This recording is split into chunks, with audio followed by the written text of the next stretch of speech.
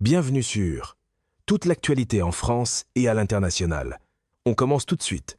Donald Trump perd complètement le contrôle alors que l'Iran a rejeté publiquement sa proposition de cessez-le-feu et l'a qualifiée de tromperie. Washington a essayé d'emballer le recul comme un produit diplomatique haut de gamme, mais Téhéran a lu l'étiquette avant d'acheter. L'Iran a clairement fait savoir qu'il n'avait aucun intérêt à négocier avec Trump ou son administration, à moins que l'Amérique n'accepte des réparations de guerre complètes, des garanties que cette guerre ne se reproduira jamais et une reconnaissance officielle du contrôle iranien sur le détroit d'Ormuz. Ce sont 5 conditions, toutes non négociables, et chacune d'elles constitue un renversement direct de ce qu'exigeait la Maison-Blanche. Ce même matin, entre 2000 et 3000 parachutistes de la 82e Airborne Division ont reçu des ordres écrits de déploiement vers le Moyen-Orient. Trump appelle cela un progrès, mais l'Iran le traite comme une reddition déguisée en diplomatie. C'est le vieux tour de conférence de presse. On change l'étiquette, on garde les dégâts et on espère que les caméras feront le reste. Ce qui compte ici, c'est à quel point Trump perd le contrôle de la direction que prendra cette guerre. Le mercredi 25 mars, l'offre en 15 points de Trump est arrivée à Téhéran par l'entremise du Pakistan. Le chef de l'armée pakistanaise a personnellement facilité la remise grâce à ses liens avec la Maison-Blanche de Trump et l'Iran. Le contenu de ce plan ressemblait à des conditions remises à un pays qui avait déjà agité le drapeau blanc, démantelé ses sites nucléaires, livré son uranium enrichi, plafonné ses missiles, coupé les liens avec le Hamas, le Hezbollah et tous ses groupes alliés, rouvrir le détroit d'Ormuz et cesser toutes les frappes contre les infrastructures énergétiques. En échange, un allègement des sanctions. Voilà l'offre qui a été envoyée à un pays qui subissait des frappes aériennes depuis 25 jours d'affilée, qui avait enterré son guide suprême, qui avait, selon le bilan officiel iranien, subi plus de 1400 morts et plus de 18 500 blessés, et qui n'avait pourtant pas cessé de riposter une seule heure. La logique ressemblait moins à une négociation qu'à une note de campagne qui confondait pression militaire et applaudissements automatiques. La réponse de l'Iran est le point où tout l'équilibre de ce conflit bascule. Téhéran ne s'est pas contenté de dire non. Il a publié 5 conditions à lui, et chacune d'elles visait à mettre les États-Unis sur la défensive. Il a exigé un arrêt complet de toutes les attaques américaines et israéliennes, y compris les assassinats ciblés, en référence directe à l'assassinat de l'ayatollah Ali Khamenei le 28 février, alors que des pourparlers nucléaires indirects étaient encore en cours. Il a exigé des garanties exécutoires que cette guerre ne se reproduirait jamais. L'Iran a rappelé 2 cycles de discussion en 2025, dont Téhéran dit qu'ils ont servi de couverture diplomatique à la préparation de cette campagne précise. Il a exigé des réparations complètes pour les dommages de guerre. Il a exigé une fin générale des combats sur tous les fronts, pas seulement en Iran, mais aussi au Liban, en Irak et dans chaque groupe allié de la région. Puis est venue la condition qui change tout et qui définit la portée stratégique de cette guerre, la reconnaissance internationale de l'autorité de l'Iran sur l'accès au détroit d'Ormuz. Le ministre des Affaires étrangères Abbas Araghchi l'a déclaré directement sur les médias d'État iraniens. L'Iran ne veut pas d'un cessez-le-feu. L'Iran veut que la guerre prenne fin de façon permanente, selon les conditions iraniennes, avec une compensation complète pour les destructions. Voilà ce qui arrive quand l'autre camp cesse de réagir aux manchettes et commence à rédiger la facture. En coulisses, le contraste était encore plus net. Pendant que Trump se tenait devant les caméras à la Maison-Blanche en affirmant qu'il parlait aux bonnes personnes en Iran et que Téhéran était impatient de conclure une entente, le porte-parole militaire iranien, le lieutenant-colonel Ebrahim Zulfagari, est apparu à la télévision d'État pour s'adresser directement aux États-Unis. Son message était que la confusion interne de l'Amérique en était arrivée au point de négocier avec elle-même et que le pays qui prétend être une superpuissance mondiale se serait déjà sorti de ce désastre s'il en avait été capable. Il a averti Washington de ne pas déguiser sa défaite en accord et a déclaré que l'ère des promesses américaines creuses était terminée. La Maison-Blanche continuait de vendre un élan diplomatique pendant que l'autre camp avait déjà éteint les lumières de la salle d'exposition. Ce n'était pas le genre de déclaration qui laisse de la place pour une poignée de main. C'était un responsable militaire qui claquait publiquement la porte. Beaucoup continuent de penser que ce rejet n'est qu'une posture, que derrière tout ce théâtre, un accord prend discrètement forme dans une salle de conférence au Pakistan. La réalité semble être l'inverse. Le ministre iranien des Affaires étrangères a confirmé officiellement qu'aucune négociation n'avait eu lieu avec les États-Unis, ni directe ni indirecte. Il a précisé explicitement qu'échanger des messages par l'intermédiaire de médiateurs ne constitue pas une négociation. Dans le cercle de Trump, même des messages sans réponse semblent encore compter comme une percée, pourvu que cela sonne bien au pupitre. Au même moment, un responsable américain a confié à Axios que Washington n'avait même pas reçu de rejet officiel de la part de l'Iran. Téhéran diffusait son refus en direct à la télévision et la Maison-Blanche n'avait même pas encore reçu le message. La partie la plus inquiétante, c'est la vitesse à laquelle l'écart se creuse entre ce que dit la direction américaine et ce qui se passe réellement sur le terrain. La mise en scène devançait encore les faits, et c'est généralement à ce moment-là que la communication se fait plus bruyante et que la carte devient plus floue. Cet écart devient encore plus dangereux quand on regarde la façon dont Donald Trump est informé sur cette guerre. Une exclusivité de NBC News, publiée le 25 mars, a révélé que Trump recevait ses briefings quotidiens de guerre sous la forme d'un montage vidéo.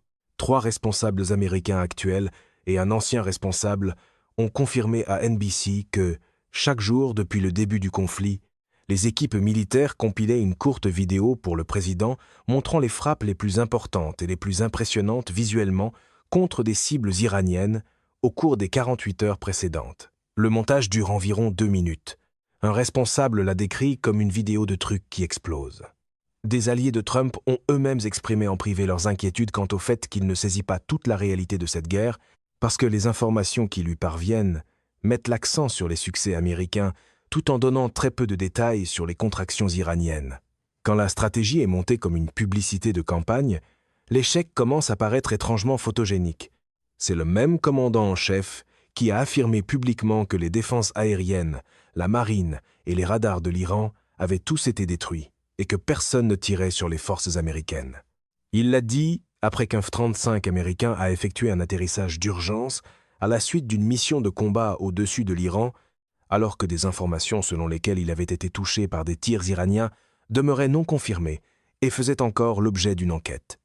Le récit officiel et la réalité du champ de bataille avancent dans des directions opposées. Ce que fait l'Iran avec le détroit d'Ormuz est la partie de cette guerre qui continuera de remodeler l'économie mondiale bien après que le dernier missile de croisière aura frappé. Les éléments de langage continuent de promettre une domination nette pendant que les faits reviennent encore couverts de fumée. La plupart des gens imaginent encore le détroit d'Ormuz comme simplement bloqué, une zone de guerre où personne ne peut entrer. La réalité est beaucoup plus calculée. L'Iran a transformé le détroit en point d'étranglement générateur de revenus sous son contrôle direct. Des rapports de Lloyd's List et de Bloomberg confirment ce qu'on appelle maintenant le péage de Téhéran. Lloyd's List a rapporté que certains navires avaient payé des frais élevés pour passer par un corridor approuvé par Téhéran, avec un montant signalé d'environ 2 millions de dollars et plus de 20 navires ayant utilisé cette voie. En même temps, l'ampleur réelle du système, son caractère permanent et la possibilité que le paiement en pétrole devienne obligatoire restent moins solidement confirmés. Le détroit fait 21 miles de large à son point le plus étroit. 20% du pétrole mondial y transite chaque jour. L'Iran l'a déclaré fermé le 2 mars, soit seulement 4 jours après le début de la guerre. Depuis, Reuters a rapporté que le trafic des pétroliers dans Ormuz avait chuté d'environ 95% par rapport au niveau d'avant-guerre, avec un grand nombre de navires encore à l'ancre dans le Golfe ou à l'extérieur. Malgré tous les discours sur la dissuasion, le résultat ressemble davantage à un Iran qui fait payer l'entrée pendant que Washington discute encore de la brochure. Le choc économique a déjà été sévère.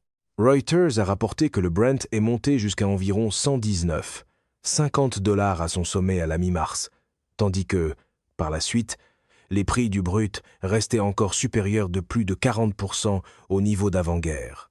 À la mi-mars, l'essence aux États-Unis coûtait en moyenne environ 3,88 $ le gallon, et le diesel avait dépassé les 5 $. Reuters a également rapporté que les producteurs du Golfe, notamment l'Irak, le Qatar, le Koweït, les Émirats arabes unis et l'Arabie saoudite, avaient réduit leur production d'au moins 10 millions de barils par jour, tandis que l'Agence internationale de l'énergie qualifiait la fermeture d'Ormuz de plus grande perturbation de l'histoire des marchés pétroliers mondiaux.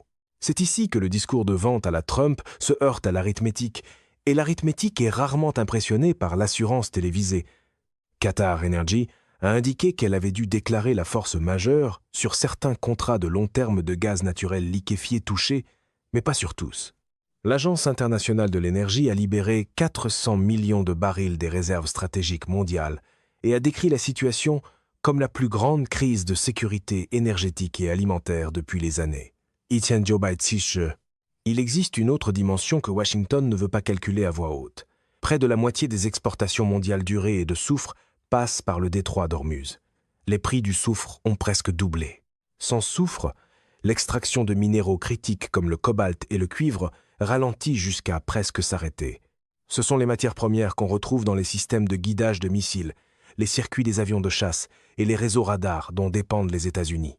Environ 45% du soufre transformé dans le monde et une part substantielle de l'hélium mondial, essentiel à la fabrication des semi-conducteurs, proviennent du Golfe. Cela se produit au plus fort de la saison des semis de printemps. Les chaînes d'approvisionnement en engrais sont fracturées. Le Programme alimentaire mondial des Nations unies a averti que la guerre provoque des hausses durables et à long terme des coûts alimentaires mondiaux.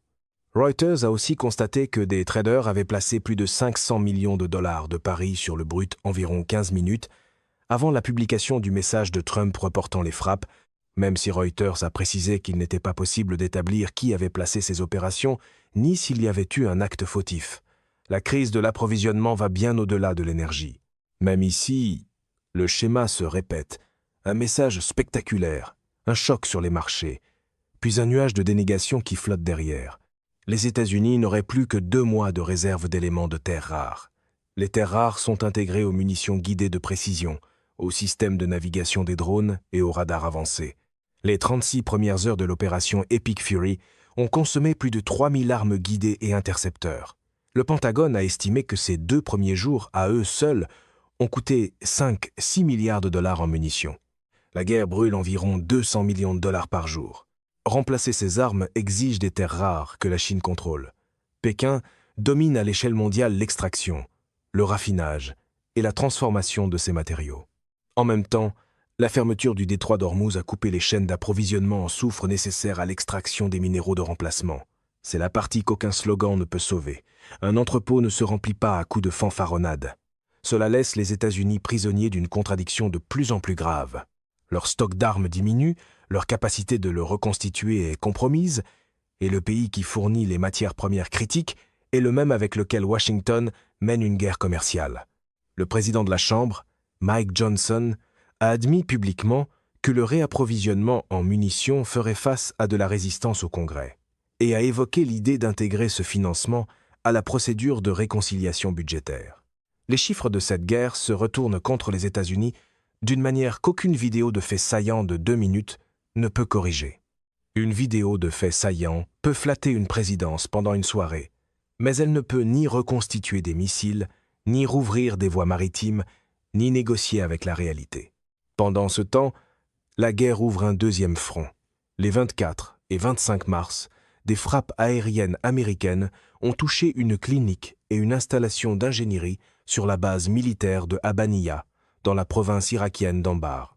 7 soldats irakiens ont été tués, 13 ont été blessés. Cette base est partagée entre l'armée irakienne et les forces de mobilisation populaire, le Hashd al-Sha'abi, un réseau de milices chiites intégré à la structure militaire officielle de l'Irak. Bagdad a réagi en convoquant le plus haut diplomate américain du pays et en qualifiant les frappes de graves violations de la souveraineté irakienne, en particulier parce qu'une installation médicale militaire avait été visée. L'Irak a ensuite autorisé les milices chiites à riposter. À Camp Victory, les forces des milices ont déployé un essaim de drones à vue subjective qui ont détruit un hélicoptère Black Hawk et une installation radar. Les drones ont tourné au-dessus de la zone sans rencontrer de résistance significative. Cela correspond directement à la 4e condition de l'Iran, qui exige l'arrêt des combats sur tous les fronts, y compris au Liban et en Irak. Autrement dit, la guerre s'étend exactement au moment où la Maison-Blanche continue d'affirmer qu'elle est en train de s'apaiser. Le scénario continue d'annoncer la désescalade pendant que la région reçoit, elle, de nouvelles copies relues de l'escalade. La Turquie exerce une pression par un autre angle. Ankara presse discrètement l'Arabie saoudite, les Émirats arabes unis et le Qatar de ne pas se joindre à l'effort de guerre américain et israélien. Le président turc Erdogan continue de présenter cela comme la guerre de Netanyahou. Et le président iranien Massoud Pezeshkian a répondu en saluant la position d'Erdogan et en promettant une solidarité mutuelle. La Turquie et le Pakistan sont tous deux envisagés comme lieux possibles pour de futures discussions. Mais il y a un problème fondamental.